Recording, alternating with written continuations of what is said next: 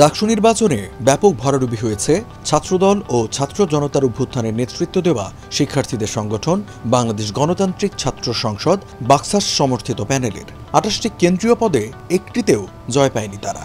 অন্যদিকে বাজিমাত করেছে ইসলামী ছাত্র শিবির সমর্থিত ঐক্যবদ্ধ শিক্ষার্থী জোট। ২৩টি পদে জয় পেয়েছে তারা। বাকি ৫টি পদের ৪টি পেয়েছেন স্বতন্ত্র প্রার্থীরা, একটি পেয়েছে বামপন্থী প্রতিরোধ পর্ষদ। এবার ভিপি পদে আলোচিত ছিলেন ৬ প্রার্থী। তাদের মধ্যে ১৪,০৪২ ভোট পেয়ে জয় পেয়েছেন শিবিরের মোহাম্মদ আবু সাদিক কায়েম। নিকটতম প্রতিদ্বন্দ্বী ছাত্রদলের আবিদুল ইসলাম খান পেয়েছেন ৫,৭০৮ ভোট, আর বাকসাসের আব্দুল কাদের পেয়েছেন মাত্র ১,১০৩ ভোট। ভোটের হিসাবে এই ৬ জনের মধ্যে বৈষম্য বিরোধী আন্দোলনের অন্যতম নেতা কাদের আছেন পঞ্চম অবস্থানে।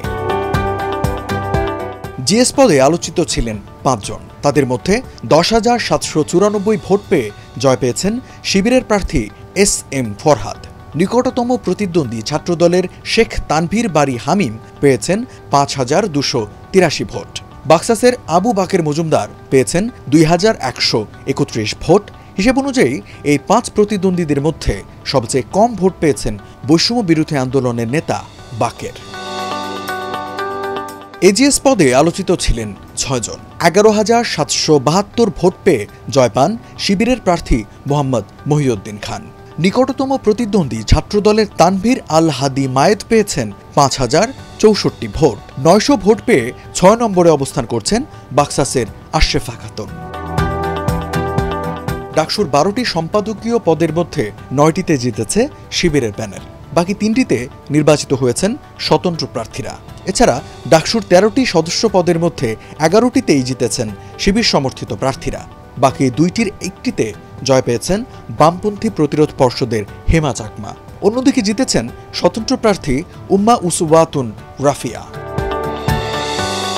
ডাকসু নির্বাচনে হেরে গেলেও সাধারণ শিক্ষার্থীদের দেওয়া অঙ্গীকার পূরণে লড়ে যাওয়ার ঘোষণা দিয়েছেন আবিদুল ইসলাম খান। ফেসবুক স্ট্যাটাসে তিনি বলেন, আমি আপনাদের আশ্বস্ত করতে চাই, আমার যাত্রা এখানে শেষ নয়। আমার যাত্রা আরও অনেক দীর্ঘ। আমি এখনও ঢাকা বিশ্ববিদ্যালয়ে বাংলাদেশ জাতীয়তাবাদী ছাত্র দলের একজন ছাত্রনেতা। কথা দিচ্ছি, আমার নির্বাচনী ইশতেহারে যা কিছু ছিল তা একজন ছাত্রনেতা হিসেবেই প্রশাসনের কাছ থেকে আদায় করে নিতে যা যা করা দরকার তা আমি করব। অন্যদিকে এমন ডাকসু নির্বাচন চাইনি জানিয়ে ফেসবুকে আব্দুল কাদের বলেন, আমরা এমন ডাকসু নির্বাচন চাই নাই যেখানে শিবির, ছাত্রদল আর বিএনপি জামায়াত মিলে ইলেকশন ইঞ্জিনিয়ারিং করবে। নির্বাচন কমিশন ও বিশ্ববিদ্যালয় প্রশাসন ভাগাভাগি করে শিবির ছাত্রদলকে নির্বাচনে কারচুপি ও অনিয়মে সহযোগিতা করেছে। বৈষম্য বিরোধী ছাত্র আন্দোলনের প্ল্যাটফর্ম থেকে নেতৃত্ব দেওয়া হয় শেখ হাসিনা সরকার পতনের পরে।